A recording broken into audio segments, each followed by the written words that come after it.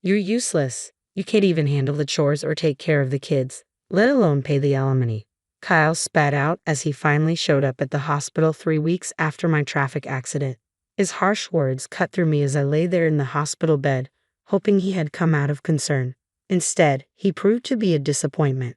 I sighed deeply. To be honest, I had already been considering a divorce. I didn't expect Kyle to bring it up now, but I guess I should be thankful. It saved us both some trouble. Fine, I agreed quickly, which surprised Kyle. Little did he know, I was already one step ahead. I wanted to tell him that I knew what he was planning and that I was silently laughing at him in my head. My name is Sarah. I'm a 40-year-old housewife living with my husband, Kyle, and our 7-year-old daughter, Lisa. Kyle and I met during a group blind date and got married when I was 30. He was easy to talk to, and eventually, I fell for him. Kyle was charming and the most handsome man at the table when we first met. When he expressed his interest in me, I felt flattered and proud. Kyle was incredibly romantic in our early days. He would surprise me with dessert plates and bouquets at fancy restaurants for my birthdays, take me on trips for our anniversaries, and write heartfelt letters at just the right moments. I felt so lucky to have him and eagerly accepted his marriage proposal, imagining a life full of surprises and excitement even after marriage. But once we were married, things took a turn. Hey Sarah, my dinner isn't ready yet. I've been working all day, and you can't even have dinner prepared when I get back. You're so lazy. Once married life began, he started demanding, like he was the master of the house and I was supposed to be his caretaker. At first, I was shocked by the change in him. I thought he was just joking. When we were dating, we used to laugh at each other's silly jokes. We imagined a sweet newlywed life where we called each other by cute nicknames and stayed lovey-dovey even after having kids. But it turned out he wasn't joking at all. He treated me like a servant, or something even worse. At first, I would laugh it off, thinking he was joking. But gradually I realized he was serious. He really saw me as his caretaker, and that was frightening. After we got married, I had to quit my job, and we depended on the money Kyle earned. I was scared that if I didn't do as he said, he might cut me off financially, so I felt trapped. Honestly, Kyle's income wasn't great. I was making more when I was working. Kyle only finished high school and jumped from one job to another. His unstable work history continued, quitting jobs every year or two. It seemed Kyle felt insecure about his background and took out his frustrations on me. I'm sorry I got delayed with some errands, I told him once. Don't make excuses, just hurry up and make it, Kyle replied, sitting down with a cold beer. This had become a common scene, but each time it happened, it chipped away at the person I used to be. I sighed and started cooking. My marriage made me miserable, but I managed to get by. The following year, our daughter Lisa was born, and my days became a series of struggles. As expected, Kyle didn't help much with Lisa. However, he would spoil her by buying her any candy or toy she wanted. I tried to raise Lisa properly, scolding her when needed, which made her cling to Kyle even more. Lisa, you like Daddy, don't you? Kyle asked her once. Yeah, Daddy is cool. I love Daddy, Lisa replied. I knew it, I'm super dad, Kyle said, looking at me smugly. It was frustrating, but I couldn't help feeling glad that Lisa loved her father. I just sighed again. Despite his spoiling her, Kyle never attended any of Lisa's kindergarten events like sports festivals or recitals. You know there's a parent-child race at Lisa's sports festival. Could you participate? I asked him. Huh? Why me? You're free that day, you do it, he responded. I'm busy with work every day, but the sports festival could be a great time for us to bond as parents. It's on a holiday, so you won't have to work, I said. Shut up. We're already close enough. Maybe you should work on your relationship with Lisa. She thinks you're mean, you know. You might want to fix that, Kyle said, laughing as he left for work. He called himself Super Dad, yet he never showed up to school events. I was worried that Kyle's habit of being easy on himself but hard on others might influence Lisa. He continued to leave all the housework and childcare to me and was lazy at home. Now Lisa is 5 years old and ready to start elementary school, but Kyle was still jumping from job to job. He had just quit his factory job last month and moved to a food and beverage company. I'll be working weekends at my new job since it's in the food industry, he said. Looks like we'll hardly see each other then, I replied. Can't be helped, it's work, he said. Honestly, I was relieved because I knew that with Kyle gone, my days would be a bit easier. I was tired of Kyle ordering me around on weekends. Now, I wouldn't have to be nagged by him to clean the floor or serve meals quickly. However, with Kyle out on weekends, Lisa would be sad. It's better for kids to spend holidays with the whole family. I have work, so please let Lisa know, Kyle said. I couldn't really argue with Kyle since he was the one bringing in the money. Reluctantly, I went to tell Lisa. I'm sorry, but Daddy won't be able to go out with you on his day off, I said, expecting her to be upset. I told her with a frown, but contrary to my expectations, Lisa seemed unconcerned. It's okay. If you're okay with it, then it's fine. You know he's not going to be here on all weekends, right? Daddy has been smelling strange lately, she said. A strange smell? I asked, puzzled. Lisa nodded and went back to her room. What on earth was she talking about? I've been so busy with housework and taking care of our child that I hadn't noticed much about Kyle lately. Our marriage was not like it used to be, and I tried to avoid being around Kyle to keep things calm. The strange smell Lisa mentioned might be from the factory, I thought. Factories often use special solvents, so it made sense that Kyle could come home with a weird smell. If that was the case, the smell would probably go away soon. Kids are really honest, which is what makes them so endearing. Despite what he said, Kyle started leaving the house early in the morning even on his days off, which was odd. He also left every weekday. If he was working weekends, he should have a day off during the week. He left without saying anything to me, so I couldn't tell if he was going to work or not. I became curious about what he was doing, leaving so early even on his days off. One day, I decided to follow him. I asked Kyle, "You seem to be going out every day off. What are you doing?" Kyle looked confused for a moment, then answered in an annoyed tone while scratching his head, "I'm working. I go to work voluntarily." "Really? But you should take care of yourself, or your body won't hold up," I replied. "Shut up. Don't complain about my job," Kyle snapped back. I didn't understand why he got so angry when he often complained about my housework and child rearing. I didn't believe what Kyle said. There's no way he, who usually avoids trouble, would go to work voluntarily on his days off. I knew this from watching him closely over the years. If he was that passionate about work, he would have stayed at his previous job longer. I also started paying attention to the strange smell that Lisa mentioned. Indeed, Kyle came home with a sweet, strong fragrance. This strange smell was not from the factory. Why hadn't I noticed this before? I blamed myself for being so naive and vowed not to make the same mistake again. From then on, I decided to watch Kyle more carefully, especially on weekdays when he said he was going to work. He seemed to wake up an hour earlier than usual and took extra care grooming himself. He appeared to be in a good mood on those days, which vary from week to week, sometimes on a Monday, sometimes on a Thursday. But it was clear that Kyle was happy on those days. One day, when he left the house, I went into his room to look for any clues. I felt like a detective searching the house. Since I always cleaned Kyle's room, I knew it well and didn't feel bad about snooping around. If Kyle had hidden anything, it would be in a place not easily seen. I searched carefully under the desk and bed. Finally, hidden in a candy tin in the closet, I found a bunch of letters. What were these? All the letters were from the same person named Patricia. They had been sent through the mail. The oldest letter was from 4 months ago, and the newest was from yesterday. As I read the letters, I saw phrases like, "I regretted when we broke up, but now I really love you, and I want to go back to the time when I was with you." It sounded like something a lovesick teenager would say. At first, I thought maybe Kyle's ex-girlfriend was sending these letters on her own, but then I read a line that worried me. "I'm glad you like me again. I'm looking forward to our next date." This was from last week. It looked like Kyle was seeing this Patricia.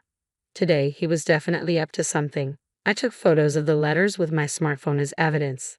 I thought about taking the letters, but I didn't want to make Kyle suspicious. Even with these letters, I felt I didn't have enough proof. After thinking it over, I decided to hire a private investigator to check on Kyle. 3 weeks later, the investigator gave me the results. He quickly brought photos of Kyle and Patricia close together in the park at night, and even a recording of them saying, "I love you" to each other. I accepted the facts calmly. With solid proof in hand, I went to the municipal office and came back with a divorce form. Now that I knew Kyle was cheating, I had no reason to stay with him. I planned to confront him with the divorce papers the next time something happened. I returned home and let out a deep sigh. I was acting resolute, but honestly, I was heartbroken. I was upset with myself for having married someone as careless as Kyle. I was thinking about resting a bit before making dinner when my phone rang. Hello? Yes, Sarah, do you have time to talk? Yes, what's going on? I was surprised to get a call from my father. He usually doesn't call me. Actually, your mother and I were talking yesterday, and we're thinking about transferring our assets to you soon. Huh? What happened?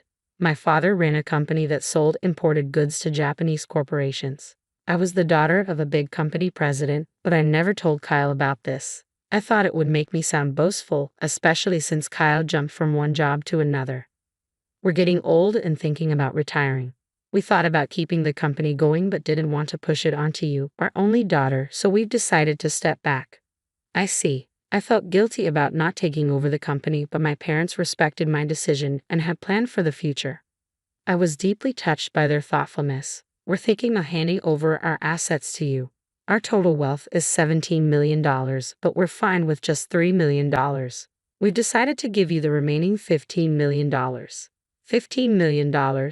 I was shocked. That was more money than I could ever imagine earning in my lifetime. Yes, there will probably be inheritance tax, but you'll still have plenty left.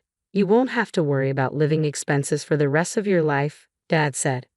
Thank you. I expressed my deepest gratitude to my father and mother and hung up. Soon, $17 million would be coming my way. With that money, I wouldn't have any worries, even if I divorced Kyle. No offense to him, but he probably couldn't earn that much. I felt relieved and was in a daze for a while. Glancing at the clock, it was 6:00 p.m. I realized I needed to make dinner and check the fridge, but there were no groceries left. I got ready to go shopping at the supermarket. My heart was light, but I also felt a sense of urgency that Kyle might come home soon. As I was hurrying across the last crosswalk to the supermarket, the light turned green. Watch out, someone yelled, but it was too late. My body was already in the air, and then I hit the ground hard. The sharp pain shot through my head, and without understanding what had happened, I lost consciousness. When I woke up, I was lying on a hospital bed. The first thing I saw when I opened my eyes were my parents and Lisa. Sarah, thank goodness, Mom said. Lisa was crying next to me. I gently stroked her head. You were hit by a car and broke both legs. They say it will take 5 months to fully recover. I felt dizzy thinking about being out of action for so long. From that day on, I was stuck in a wheelchair. Although the nurses took care of me, I felt frustrated and annoyed because I couldn't use my legs. During my stay in the hospital, my parents and friends visited me. My parents were now taking care of Lisa, since Kyle was always at work. I thought that was better for her. I was glad everyone visited, but Kyle never came. I started to doubt his care, thinking, aren't we husband and wife? However, 1 week after I was hospitalized, Kyle finally showed up. Hey, feeling good? Kyle asked sarcastically. Yeah, man, it's a mess at home without me, I replied lightly. Kyle always complained about my housework. As soon as he spoke, showing no empathy, I sighed. I had thought he would be at least a little worried about me. What can I do? I was in a car accident. I snapped back when Kyle looked at me with disdain and said, You're useless if you can't do housework or take care of the child. That's the worst, and you should pay alimony. He said such horrible things to his hospitalized wife. Initially, I had hoped Kyle came to visit out of concern, but he was still disappointing. I sighed deeply. Honestly, I have been thinking about getting a divorce myself. I hadn't expected Kyle to bring up divorce today, but it saved me the trouble of arguing. Sure, I said, and Kyle looked surprised when I agreed. Unfortunately, I know what you're up to, I wanted to say, laughing inside. Instead, I pulled out a filled-in divorce form from a bag my mother had brought and held it in front of Kyle's face. You already had this. Kyle was briefly confused, his eyes wide, but then he took the divorce notice from me and filled in his name and address right there. I felt relieved, knowing I wouldn't have to see Kyle's face ever again. I wanted to tell him the feeling was mutual, but I just watched him leave silently. Probably Kyle will remarry Patricia after the divorce. I don't know what kind of woman Patricia is, but it's sad to think she's going to marry someone as controlling and unpleasant as Kyle. I thought to myself. I felt a bit guilty about Lisa, but deciding to leave was something I had thought about for a long time. I promised myself I would take good care of Lisa. A month after Kyle left, my life was peaceful. The time without my husband nagging me felt like heaven. I was released from the hospital and started physical therapy. I decided to stay at my parents' house until my leg healed. My parents were angry at Kyle when they learned about the divorce, but they stopped pressing the issue when I told them I wanted to forget about him. Lisa doesn't seem lonely even without her father around and is going to elementary school happily, I observed. In the end, Lisa also noticed Kyle's domineering behavior and probably didn't see him as a father anymore. I was convinced that divorcing Kyle was the right decision, but one afternoon I got a call on my mobile phone. I ignored it when I saw Kyle's name, but the phone kept ringing nonstop. Eventually, I answered the call. "Hey Sarah, when are you coming back?" Kyle's words made no sense to me, and he sounded like he was about to start yelling. "What do you mean coming back? You're married to Patricia, didn't you?" I replied. When I mentioned Patricia's name, Kyle sounded surprised and exclaimed, "How do you know that? Did you think I didn't know you cheated? That's why I asked for alimony." "Yes, that's right, but alimony and child support, I can't pay that. Why do I have to pay alimony anyway? You, who never did the housework, should be the one to pay," Kyle argued. I was shocked to hear Kyle's argument. I had requested alimony and child support through a lawyer, but he hadn't paid yet. I knew Kyle didn't have a lot of money, but he should find a way to pay. Yet here he was saying something ridiculous like I should be the one to pay alimony. "I gathered evidence of your affair through a detective agency. The lawyer has seen it." It seems Kyle had already seen the evidence from the detective agency. That would make things easier, but him calling me was ridiculous. "I wanted a divorce even before I found out about the affair because you never helped with housework or childcare, and you complained all the time. I'm not your housekeeper, you know. But it's good you're married now. You have someone else to look after you. But here's the thing. Patricia can't do housework. Before we got married, she said, leave everything to me. But once we got married, her cooking is terrible, and she doesn't clean. I would have been better off with you. Marry me again. After all, you don't have any money, right? Lisa liked me too, didn't she?" Kyle said, which annoyed me. "What are you talking about? You divorced me and remarried. You're her partner, not my responsibility. And sorry to say, Lisa doesn't like you. And I have money. Don't lie to me. There's no way you have money. You were a housewife. You can't live without me." I had no intentions of telling Kyle about the fortune I inherited from my parents, but faced with his aggressive attitude, I had no choice but to reveal it.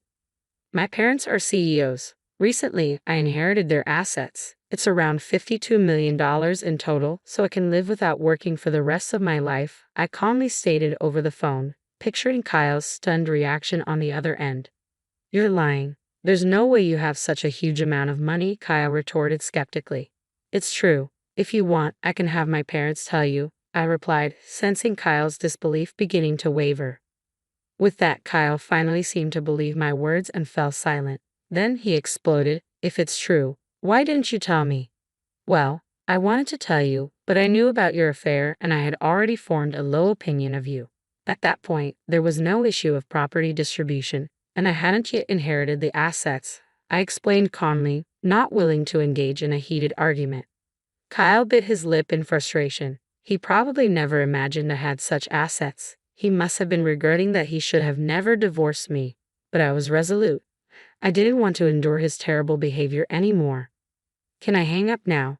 Please pay the alimony properly, reflect on your actions, and never call me again. Goodbye," I said firmly before hanging up. Immediately, I blocked Kyle's number so he couldn't call anymore. "Mom, who were you talking to?" Lisa walked into the room, curious. "Just a friend," I replied, smiling at Lisa. "But Lisa, do you want to go to the amusement park this weekend?" "Yes," Lisa beamed with happiness. Seeing her smile reminded me that her happiness was all that mattered to me.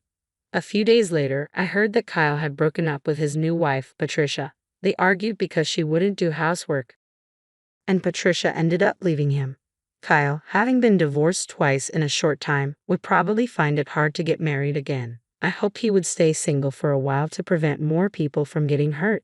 After the divorce, Kyle lost his motivation and quit his job at the restaurant. He would probably find another job, but it might take him some time to get his life back on track. I felt a twinge of sympathy for him, but his problems were of his own making. I had blocked his calls so he couldn't ask me for money, and I avoided places where we used to go together. In my life, Kyle had virtually disappeared. Eventually, Kyle paid the alimony but ended up in debt. I didn't know how he would manage, but I hoped he learned from his mistakes. I continued to live comfortably at my parents' house. They told us we could stay as long as we liked. After my legs fully healed, I started part-time work at a local flower shop. Even though I didn't need to work, I found it better to be active and leave the house. I worked hard on weekdays and spent weekends having fun with Lisa and my parents. I found more joy in life than before and wanted to keep living happily with the people I loved. I cherished these happy moments, especially when I saw Lisa's smile.